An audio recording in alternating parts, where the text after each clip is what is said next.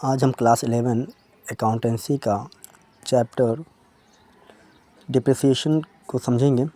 Depreciation होता क्या है। अक्सर देखने को मिलता है कि ज़्यादातर बच्चों को डिप्रिसिएशन बहुत हार्ड चैप्टर लगता है, बट अकॉर्डिंग टू मी ये चैप्टर बहुत ही इजी है। So let's start. डिप्रिसिएशन का मतलब होता है it means fall in the value of assets due to such reasons: constant use, expiry date, obsolete, accident, damage etcetera.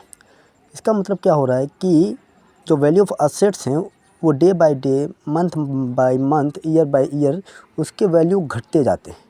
इसके पीछे रीज़न क्या है? रीज़न ये है कि कोई भी सामान, कोई भी असेट्स अगर हम परचेज़ कर लें तो जाहिर सी बात उसका हम यूज़ करेंगे, इस्तेमाल करेंगे, तो उसमें कोई ख़राबी आए या ना आए, अगर हम 1 महीने बाद भी बेचेंगे वो सामान तो जितने का हमने परचेज़ किया था उतना अमाउंट हमें मिलने वाला नहीं है। क्यों? ड्यू टू कांस्टेंट यूज़, क्योंकि हमने उसका इस्तेमाल किया है।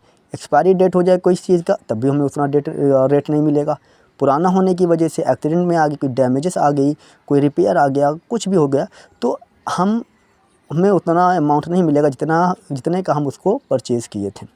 डिप्रिसिएशन अगर आप समझें तो डिप्रिसिएशन का मतलब यही रीज़न ये है: constant use, expiry date, obsolete, accident, damage etcetera. अगर डिप्रिसिएशन के मेथड के बारे में बात करें तो डिप्रिसिएशन मेनली 2 मेथड होते हैं जिसको हम कैलकुलेट करते हैं। पहला है original cost method. Original cost method is also known as equal instalment method, fixed instalment method, and second one is diminishing balance method. Written down value method भी इसे कहा जाता है और रिड्यूसिंग इंस्टॉलमेंट मेथड भी कहा जाता है। अब ओरिजिनल कॉस्ट मेथड क्या है? According to original cost method, depreciation is charge on original cost. यानी ओरिजिनल कॉस्ट मेथड से हम हमेशा जो डिप्रिसिएशन चार्ज करेंगे वो हम ओरिजिनल कॉस्ट पर ही करेंगे। फॉर एग्जांपल, हमने कोई मशीन 10,000 की खरीदी तो 1 साल बाद 10% से डिप्रिसिएशन जो चार्ज करना है, तो 1 साल का डिप्रिसिएशन जो 10,000 पे आएगा तो 10,000 इंटू 10/100 तो 1000 डिप्रिसिएशन आएगा। तो 1000 डिप्रिसिएशन 10,000 में से माइनस होगा तो इसकी वैल्यू कितनी हो गई इस मशीन की? 9,000 हो गई। अब जो डिप्रिसिएशन चार्ज करेंगे 9,000 पे नहीं करेंगे, वो चार्ज डिप्रिसिएशन जो होगा वो 10,000 पे ही होगा। इसीलिए कहा गया है कि ये ओरिजिनल कॉस्ट पर ही चार्ज किया जाता है। अब जैसे हमने कोई मशीन ख़रीदा था 1 जुलाई को और हमारा कैलेंडर ईयर है, जैन से लेकर दिसंबर तक चलता है। 1 जुलाई को परचेज़ किया था और 31 दिसंबर तक अगर हम 10% चार्ज करें 10,000 पे तो 500 आएगा। 10,000 इंटू 6/12 इंटू 10/100 500 आएगा। अब 1 साल 6 महीने का तो 500 डिप्रिसिएशन चार्ज हुआ। अब अगर फिर नेक्स्ट ईयर से 1 जैन से हमारी मशीन की वैल्यू कितनी हो गई? 9,500। लेकिन जो डिप्रिसिएशन चार्ज होगा वो 9,500 पे नहीं होगा, वो किस पर होगा? Original cost. यानी ओरिजिनल कॉस्ट कितना है? सिर्फ हमारा 10,000 है। अब जैन से लेकर दिसंबर तक हम 10% से चार्ज करेंगे, 10,000 पे ही चार्ज करेंगे। अब आएगा 1,000। तो यानी जितने साल का भी बनाना होगा तो हर साल 1-1 हज़ार ही डिप्रिसिएशन आएगा। हाँ, इनके अगर 3 महीना इस्तेमाल किए हैं तो 3 महीने का डिप्रिसिएशन निकालेंगे। जैसे मैंने बताया 1 जुलाई को परचेज़ किया तो 31 दिसंबर तक 500 ही लगेगा। फिर अगले साल से 1-1 हज़ार।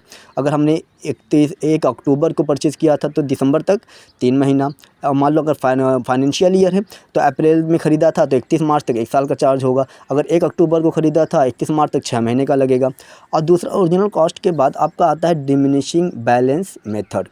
डिमिनिशिंग बैलेंस मेथड वो मेथड होता है जो कि जो डिप्रिसिएशन चार्ज होता है वो करंट वैल्यू पर होता है। यानी करंट टाइम में, प्रेजेंट टाइम में मशीन की या एसेट्स की जो वैल्यू है हम डिप्रिसिएशन उसी पर ही चार्ज करेंगे, ना कि ओरिजिनल कॉस्ट पर करेंगे।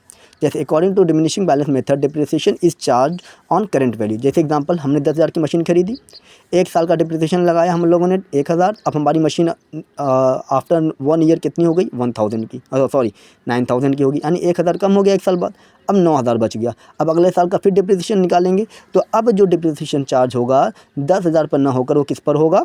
9,000 पे होगा। देखिए, less depreciation at the rate of 10%, 9,000 into 10/100। अब 900 पे चार्ज, 900 यानी 9,000 माइनस 900 इज इक्वल टू 8,100। अब जो डिप्रिसिएशन चार्ज होगा वो 8,100 पे होगा।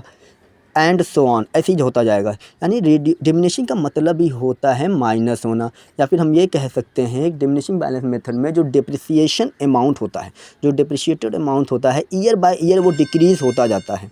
जैसे 1000 था, अब 900 डिप्रिसिएशन हो गया तो घट गया ना, अब अगले बार कितना आएगा, 8810 आएगा। इसी तरीके से डिमिनिशिंग बैलेंस मेथड में जो डिप्रिशिएशन अमाउंट होता है वो ईयर बाय ईयर उसकी अमाउंट ऑटोमेटिक डिक्रीज़ होती जाती है। याद रखिएगा, एक चीज़ आपको याद रखना है सिर्फ कि according to original cost method वो करंट ओरिजिनल कॉस्ट पे लगेगा, और according to diminishing balance method वो आपका लगेगा करंट वैल्यू पे। यानी प्रेजेंट टाइम में जो वैल्यू है, हमने 10,000 खरीदा था तो 10,000 पे लगा, फिर एक 9,000 हो गया, उसकी वैल्यू 1,000 माइनस हो गया तो 9,000 पे लगेगा तो 900। अब प्रेजेंट टाइम में 8100 है, 8100 पे लगेगा, डिप्रिसिएशन चार्ज होगा।